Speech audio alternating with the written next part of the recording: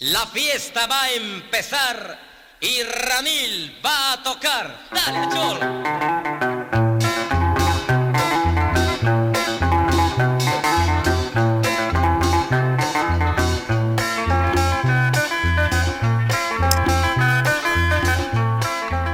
Kończy się czerwiec, przez Europę właśnie przetacza się rekordowa fala upałów, która właśnie dociera w tej chwili do Polski. W tym momencie tu za mną na zewnątrz jest ledwo 30 stopni, ale podobno słoneczko nie powiedziało jeszcze ostatniego słowa. I w związku z tą falą upałów dziś chciałem może zaproponować dostosowanie się do tych temperatur i przedstawię Wam kilka płyt z krajów Ameryki Południowej. Tak się pięknie ułożyło, że dość dużo krajów tutaj będzie reprezentowanych.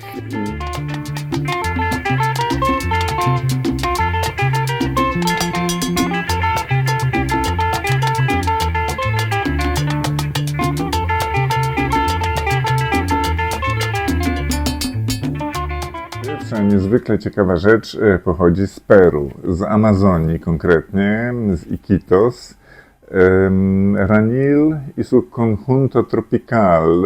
Ranil, można bardzo ciekawe rzeczy przeczytać o nim, fragmenty wywiadu, także Ranil niestety zmarł 4-5 lat temu. Ranil bardzo ciekawa postać, przedsiębiorca, artysta, można powiedzieć magnat medialny na skalę małej amazońskiej społeczności. Próbował także swoich sił w polityce, a ta kompilacja wydana wspaniale przez Analog Africa zbiera jego pierwsze nagrania zarejestrowane i wydane na płytach nagrania pochodzące najprawdopodobniej z początku lat 70. Dokładnie tutaj nie są określone te daty nagrań.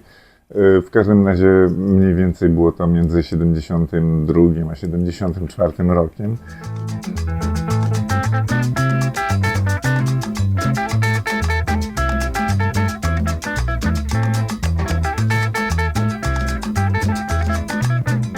I co ciekawe, przed chwilą sprawdziłem i okazuje się, że ta płyta, to wydanie Analog Africa osiąga jakieś kosmiczne ceny na Discogs, co jest bardzo ciekawe, bo ja tę płytę kupiłem w niezawodnym Side One i nie wiem, czy nie na lekkiej przecenie.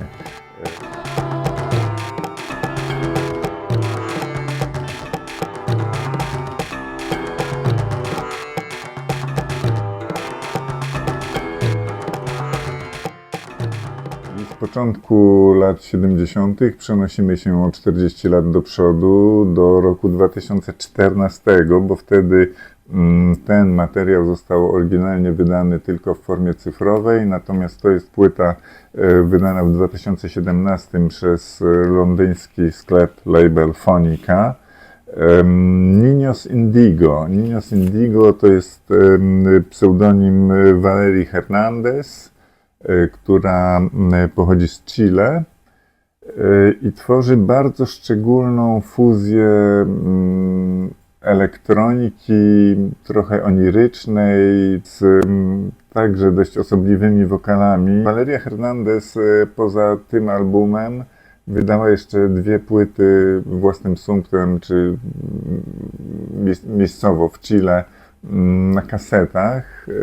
Bardzo interesująca rzecz, bardzo ciekawa płyta, bardzo ciekawa artystka, także jest, myślę, wszystko dostępne do posłuchania tu i ówdzie, a płyta chyba też nie jest bardzo kosztowna.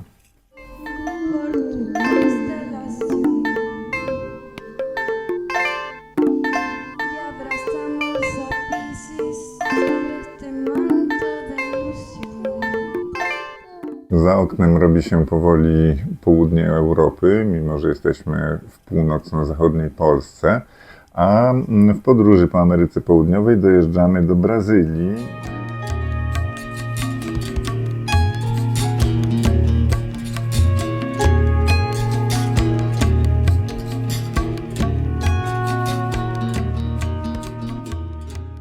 Wielu brazylijskich artystów jest dobrze znanych całemu światu, ale nie wszyscy znają Priscillę Ermel.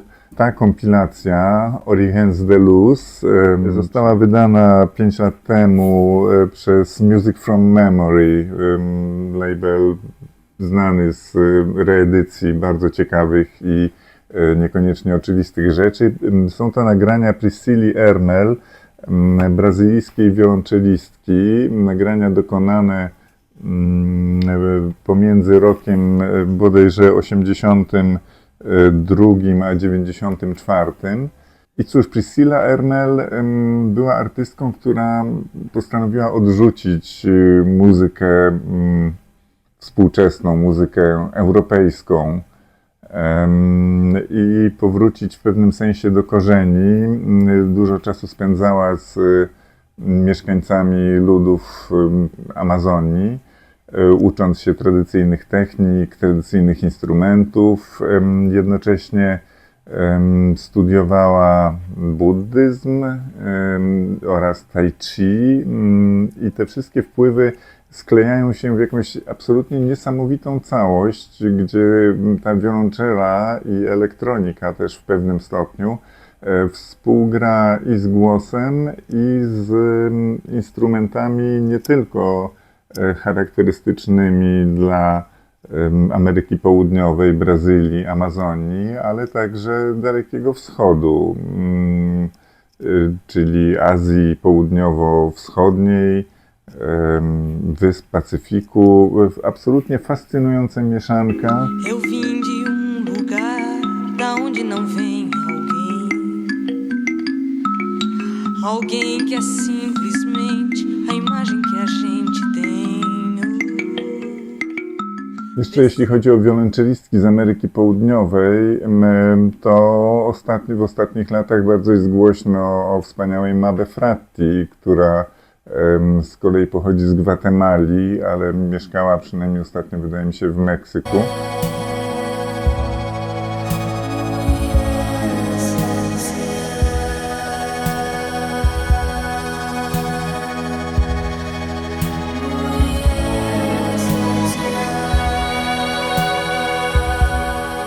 Mam tutaj akurat pod ręką dwie świetne, nie najnowsze właśnie płyty Mabe Fratti, wydane przez Unheard of Hope, ale o tym może porozmawiamy innym razem.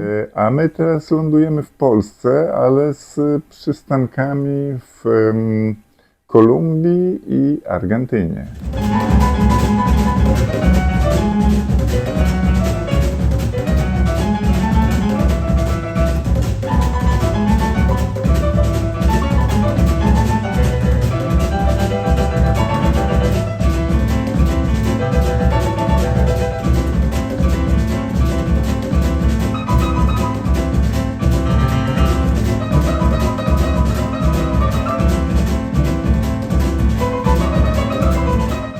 A mowa oczywiście o Marcinie Maseckim, wspaniałym pianiście, znanym z brawurowych wykonań bardzo różnych stylów muzycznych. Z Marcinem Maseckim łączy nas dużo o tyle, że na przykład w zeszłym roku organizowałem jego koncert w Stargardzie. Kilkanaście lat temu wspólnie otwieraliśmy klub Warszawa po Wiśle w Warszawie. On wtedy z projektem Antykrystyna z Maciem Moretti i Michałem Buniem. Tudzież 8 lat temu na festiwalu w Opolu wystąpiliśmy oddzielnie oczywiście na scenie alternatywnej.